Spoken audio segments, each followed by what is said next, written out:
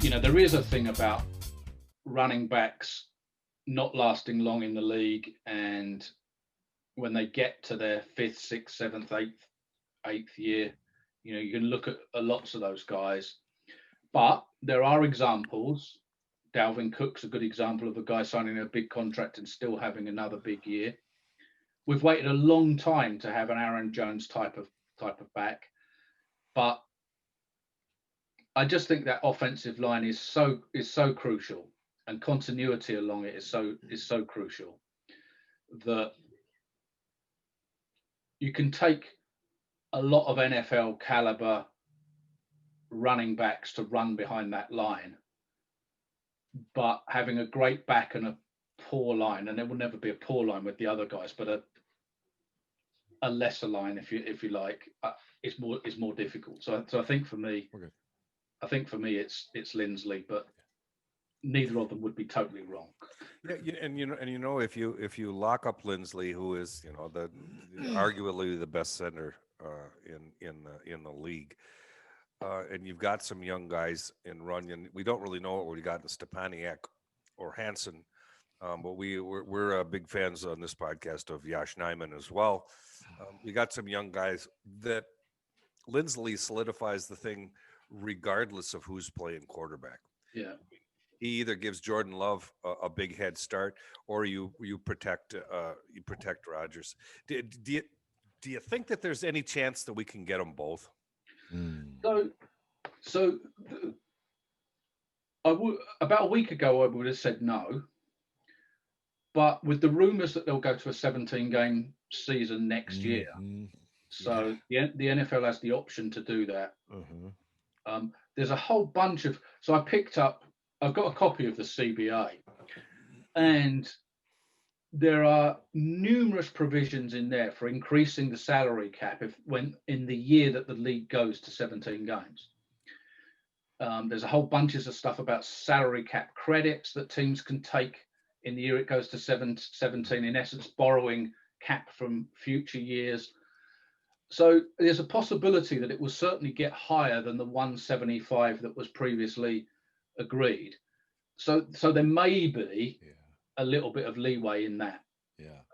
It's still going to be very tight though, because it just is. Can you and again when you start getting into contracts and structure in them, I'm even more of a knucklehead than I am about everything else.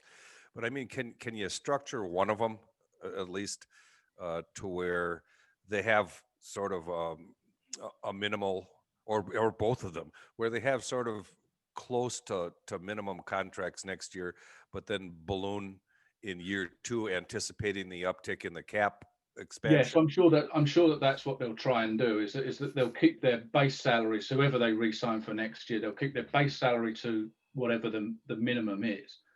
They'll give them a high signing bonus, but they can spread that over the length of the contract. So the key is going to be contract length.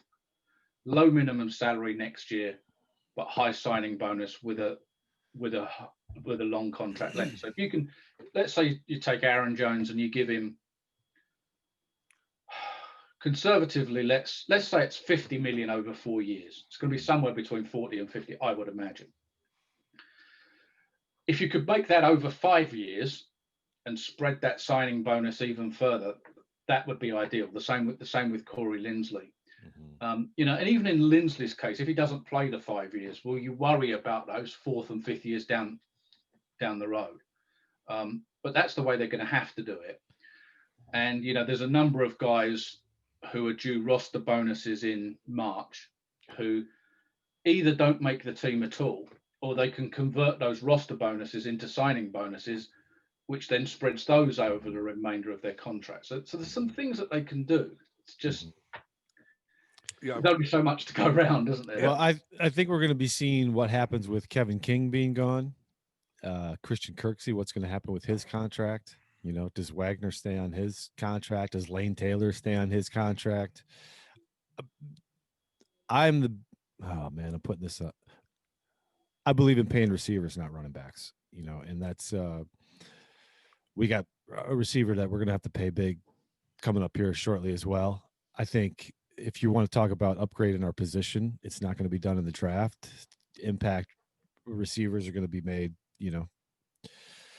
on the free agency if that's what we need. But that line is that's where it all starts. That's where it all ends. I mean, you can throw any running back behind there, and we're going to get pretty good yardage. But we got AJ Dillon right now that just proved. Yeah, that. Piggybacking off exactly what Eric's saying too, and that's that. You look at salary for Turner, you look at salary for Wagner, you look at salary for Kirksey. There's some pretty big chunks there. I think Taylor's contract expires this year, so I think he's off the books. And how so many of our key players now are on rookie deals, to where you might have a little bit more flexibility. Clark's taken care of, so you got that done. You got Jair, who's going to get a big payday in a couple of years, but Savage is 3 years away from and the salaries we have at receiver, Lazard, St. Brown, MVS, these are not guys that are sucking up a lot of salary cap. And we're so young in a lot of places that, boy, we could be sitting, the window we talked about as closing might be, wide open for the foreseeable future. Yeah. I don't see why not. If Rodgers is able to play at the level he's played at this year, and if Adams doesn't get hurt, and if the defense continues to improve, heck, it's the 7th ranked defense now, if the defense continues to play at that kind of level, I don't see why not, because there's very few, like you say, there's very few guys that are at the end of their careers now.